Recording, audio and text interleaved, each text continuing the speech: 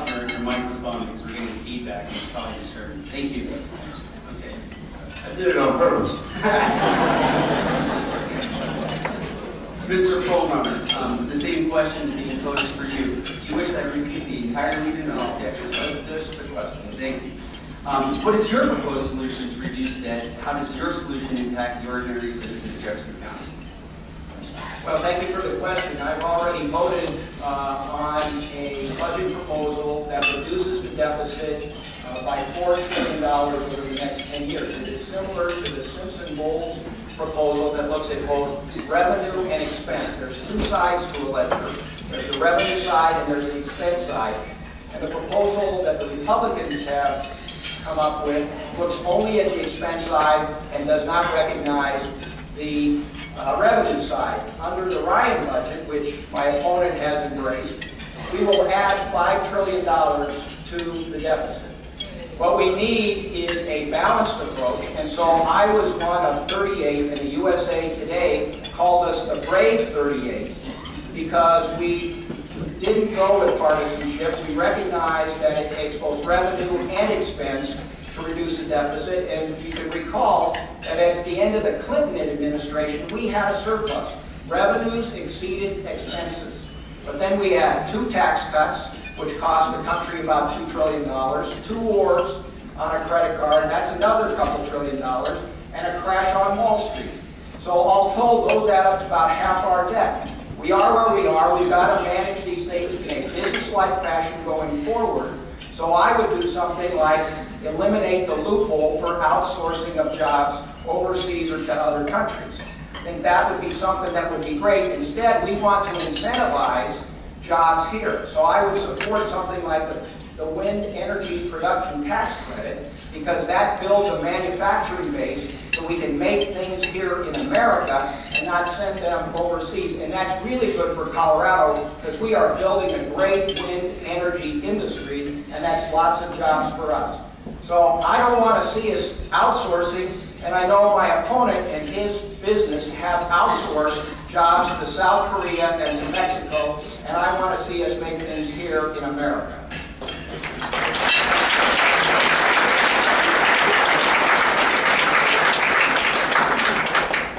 Thank you. The next topic is the economy. The economy is in the minds of all voters. Metro Denver Economic Development Corporation has defined industry clusters for our region as aerospace, aviation, bioscience, broadcasting and telecommunications, energy, financial services, healthcare, and information technology, quite a bit.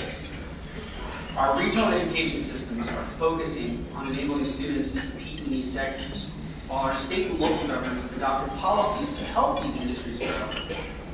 Colorado is also the home of 24 national research laboratories that benefit from extensive investment from the government. And we also have extensive military presence.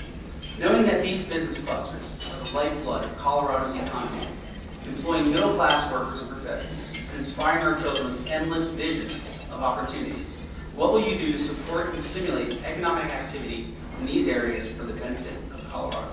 Mr. Coors. Colorado has great resources, natural resources.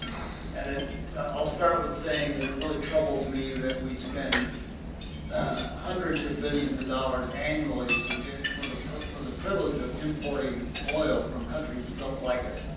And that money doesn't go to good jobs. That money doesn't do anything but go to the coffers of dictators and chiefs and those kinds of folks.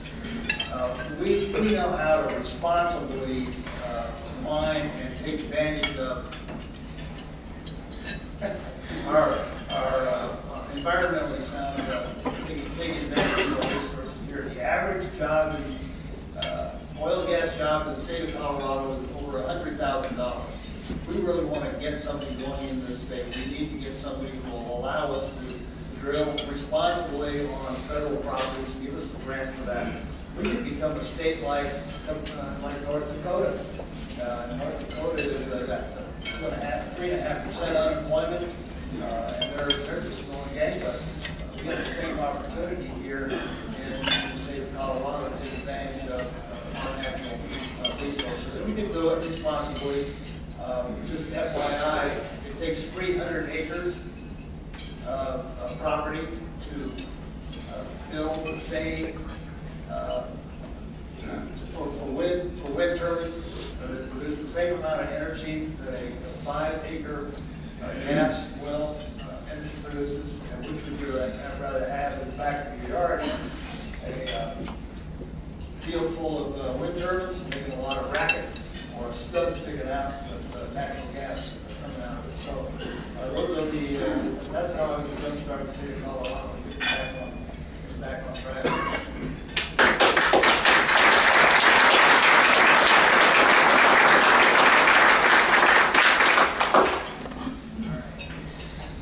Same question for Mr. Perlmutter. Knowing that the business clusters that were identified in the preamble are the lifeblood of Colorado's economy, employing middle-class workers and professionals, inspiring our children with endless visions of opportunity, what will you do to support and stimulate economic activity in these areas for the benefit of Colorado? Thank you.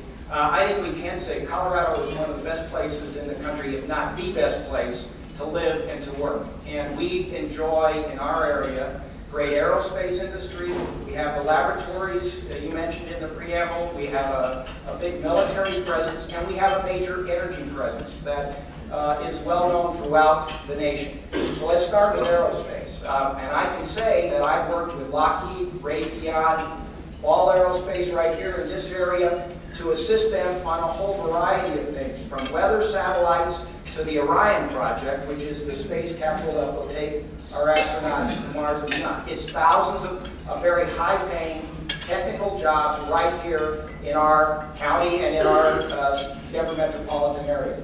That's number one. Number two, let's talk about the military presence. We have a major base at Buckley, which is currently in the 7th Congressional District in Aurora, where we have both National Guard as well as a very big cyber presence. So we have been involved in satellites being controlled from that area. I've worked with the military and with the contractors to make sure that that base continues to be strong and growing. Energy, we need an all of the above energy approach. We have the National Renewable Energy Lab, which is the finest laboratory of its kind in the world. And under President Bush, it was being cut. Since I took office 6 years ago, we've expanded the National Renewable Energy Lab. It's great jobs, and it spawns a lot of private sector businesses in wind and solar and biomass. So we want to continue to grow that. These are the kinds of things that I, as a member of Congress, have really fought for our county, for our city, for our state. And we are, I think, the envy of the country, and I'll finish with the VA hospital. It's many jobs, and it honors a promise to our veterans, and that's another way we can assist our community. Thank you.